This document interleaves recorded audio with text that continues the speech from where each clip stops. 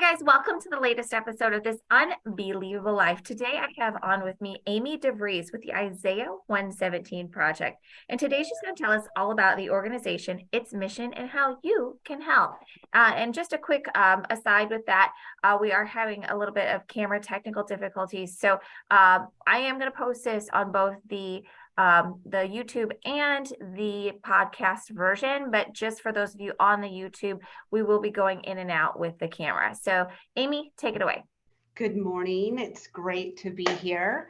I am the newish development manager for the Isaiah 117 project.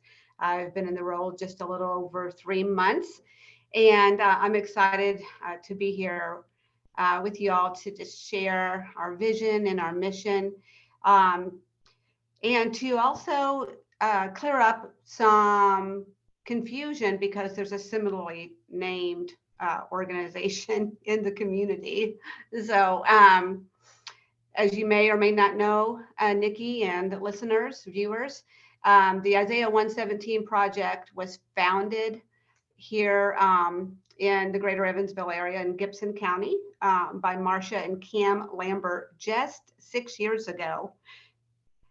They were fostering parents, and we're beginning to understand that the children who were placed in their care had many emotional needs that needed to be met immediately. You know, the trauma of being taken from their primary home, sometimes with nothing more than the clothes on their backs.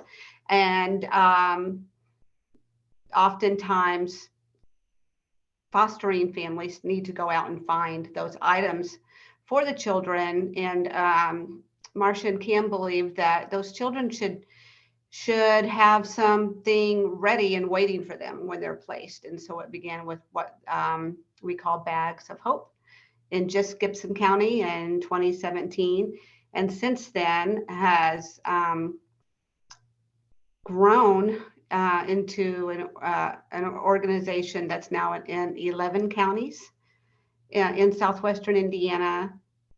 And we went from just a couple of totes in Cam and Marcia's garage to 2 offices, one in Princeton, one in Evansville.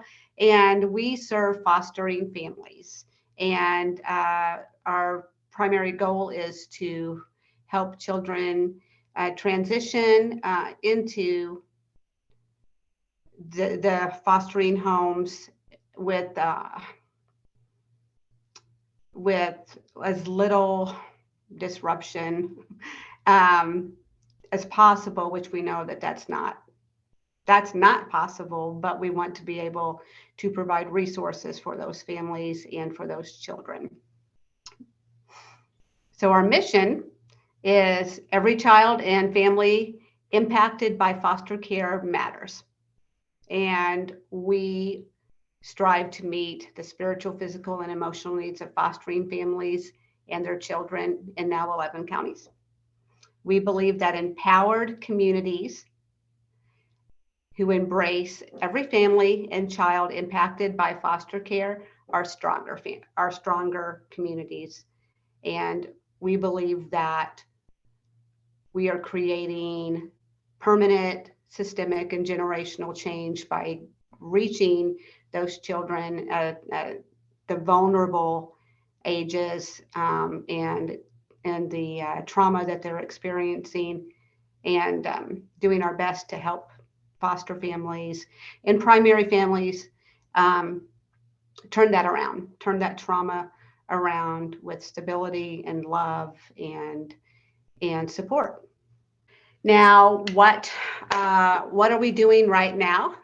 Well, we are currently getting ready for our 2nd annual Back to School Bash. We are partnering with Jockey. So Jockey is that brand that makes underwear and t-shirts and other items. The Jockey Being Family Foundation chooses nonprofits all over the country and sometimes churches to host their back to school bash, and they provide grants to those nonprofits. This year, we're expecting upwards of 200 to 250 families from our neighboring counties to attend the Back to School Bash, which will have arts and crafts and inflatables and lunch, and of course backpacks filled with necessities for heading back to school just next month, which is hard to believe. We provide a lot of resources for our families. We have a program called Fortifying Fostering Families, more commonly known within the organization as F3. And that is linking families who have children placed in their care with community resources, with churches who would often provide spiritual supports, but also meals, respite care. And then in addition to that, our 2 social workers who are in the F3 program do home visits and have at least weekly contact and communication with the now 17 families that we have in the program. And that's about 40 children, including children that are primary children are in that home. So we support the entire family, not just the parents or the children that have been placed in their care. We believe that they all need support. There's a lot expected from the families who volunteer to love on these kids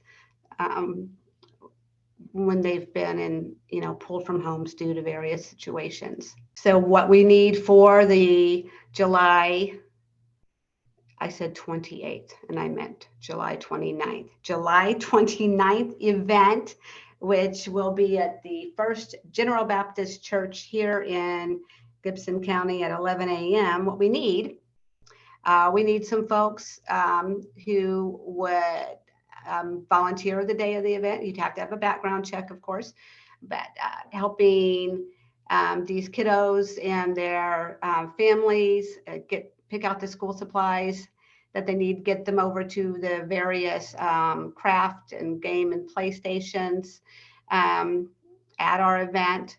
We also need businesses to be collection points for school supplies for us. As you can imagine, it's quite a chore to make sure that we are meeting at least the basic needs listed on the school supply list, which varies from grade level to grade level. And we're also looking for a business who might want to step up and become a community partner with us on a bigger scale. 13 to 15 children would get everything that they would need to go back to school with just about $3,000. So a $3,000 sponsor could impact that many children that are coming to the event. I wanted to just share with you some additional resources and programming and events that we have throughout the year. So our Back to School Bash is not the only event that we do. It's not the only time that we're interacting with families. As I mentioned, our fostering families have been intentional community support, especially for the first 2 years. We learned in our research that 50 to 70% of foster families will quit within the first 2 years, and they list lack of support as their reason. There's a lot of stress in taking care of these kiddos who often need, additional emotional, mental health, behavioral therapies. They might have 504s or IEPs in schools, and of course that's additional meetings. So we want to be able to support the foster family so that they're in this for the long haul. And also it's a useful tool once people hear of the supports and resources that we offer in recruiting additional fostering families. Uh, in the state of Indiana, for every 7 children in need of foster placement, there's 1 foster family. And I would assume that many of you drive down the road anywhere, corner of Green River and Vogel, or the corner of St. Joe and Delaware, you might see signs that say foster parents needed. And that's because the state of Indiana is in quite a pickle because of the lack of fostering families and, you know, the supports that aren't there. We have learned that support provided by all of these different care communities, like the churches that we recruit and our social workers, has led to providing additional awareness in the community. As I said, recruiting families to foster and adopt. And they make a world of difference in the lives of the children and the families that are impacted by foster care. We've just in my 3 months, I've just heard some wonderful stories. Parents, you know, who are adopting multiple children that they've been fostering for a while. We have a program that we really would like to undergird, and that's our Foster Success Program.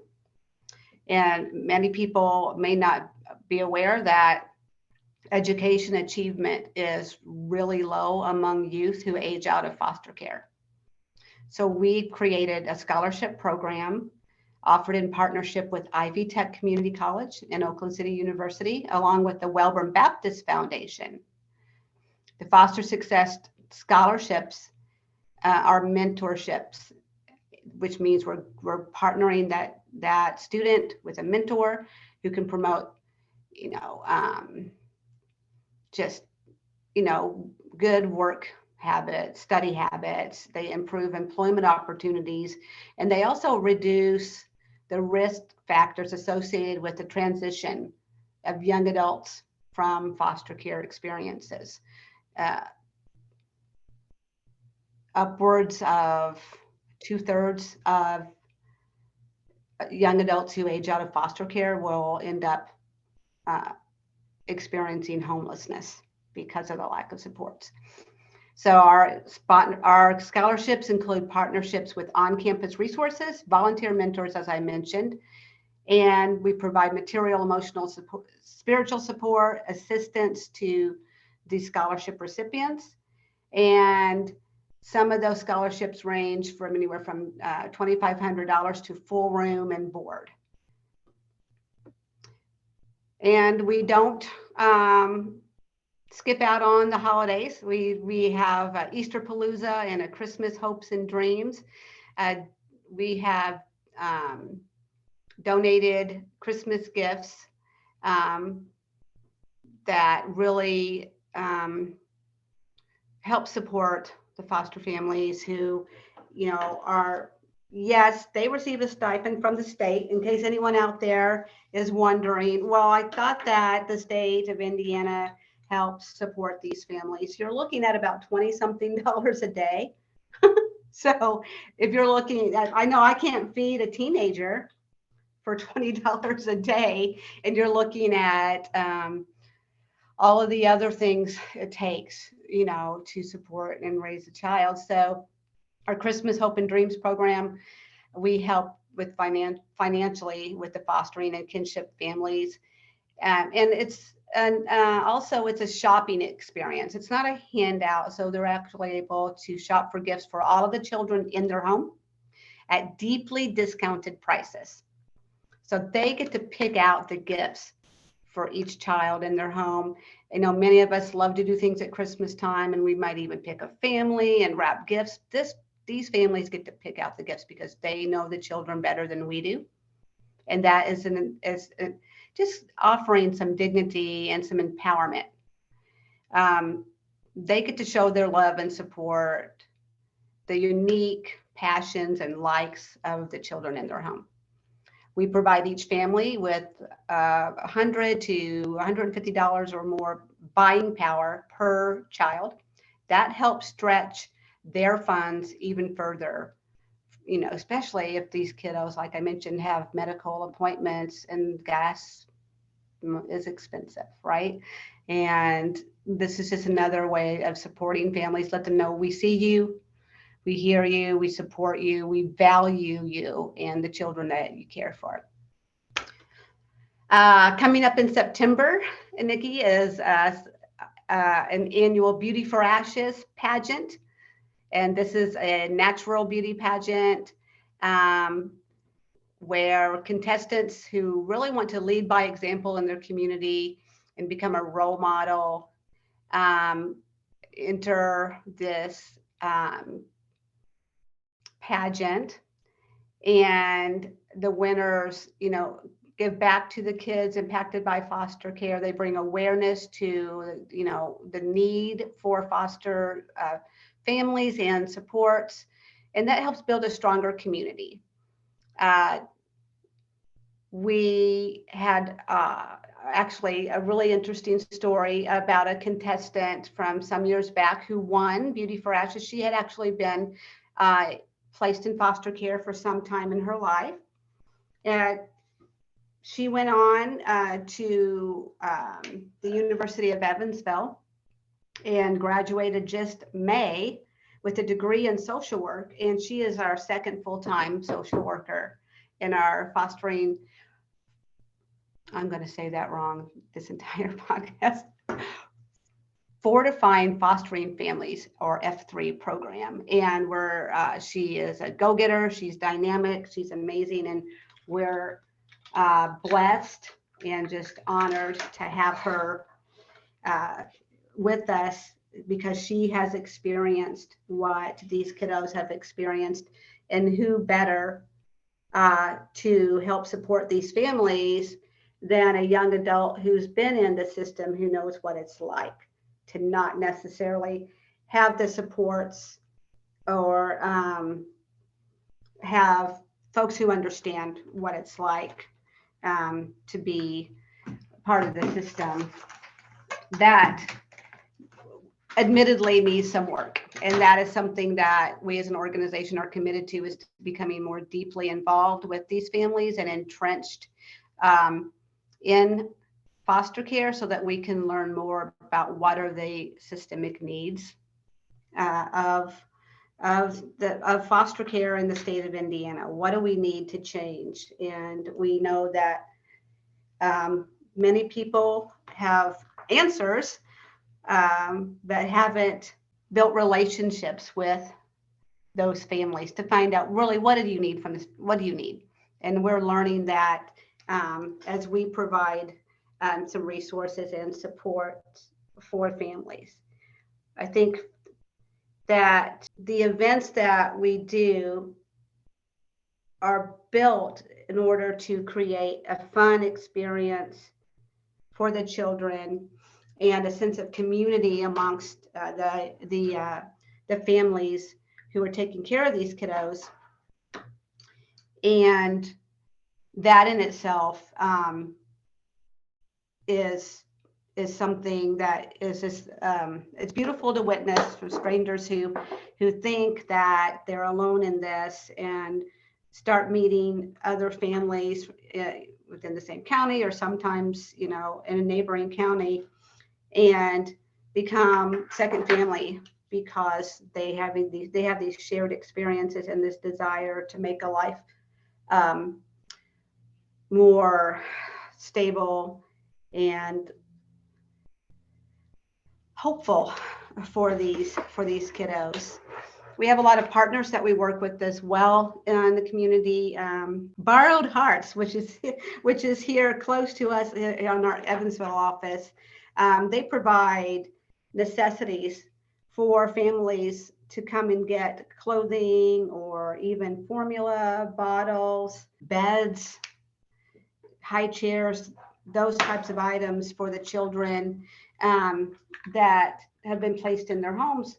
As I mentioned earlier, some of these kiddos leave with nothing, sometimes because it's not fit to be used or worn, and sometimes it's because it's used as evidence in a criminal case, and the children have nothing. And it is an amazing partner organization because the families get to pick out exactly what they think these kiddos need. And 7 outfits, that's a great start. A lot going on. As I mentioned, every week, every month, we are doing something, whether that's fundraising, whether that's awareness events, networking. The more information we get out to the community about the need for foster families and for the need for supports for these families, the better. And we have a little bit of an exciting announcement. We are planning our inaugural gala. So what we hope will be a fun signature event for the organization. So everyone can mark their calendars. We're only going to have about 250 tickets available for our Wild About Kids Gala, May 4th, 2024. And we're looking for sponsors for that event. And we're just planning to make it an event that reminds the community who we're working for. That's Kiddos First, and supporting the fostering families in the 11 counties that we're now in. And in the meantime, we're still going to be working on our back to school bash coming up in July, our September Beauty for Ashes, and then of course our Christmas Hopes and Dreams event. All of those things, are in the process of just being supported with our wonderful volunteers and our staff of now 4 full-time, 6 part-time staff members. And with that, getting the word out, when you hear the Isaiah 117, some folks may hear, okay, there's another organization called the Isaiah 117 House. What's the difference? And so the House is an organization that was actually founded in Knoxville, Tennessee, about, I don't know, maybe 7 years ago. They now have a few houses in a couple of counties here in southwestern Indiana, and that is a safe, comfortable place for a child to go while he or she is waiting placement in a foster home. Many times, and you may have heard the stories of children who were sleeping on the floor of a DCS office while they were waiting for placement. That is not any place a child should be, especially one who's experienced trauma of being pulled from their home. And there's a house in Vanderburgh County. There's a house in, I know, Perry. And so that's what the house is.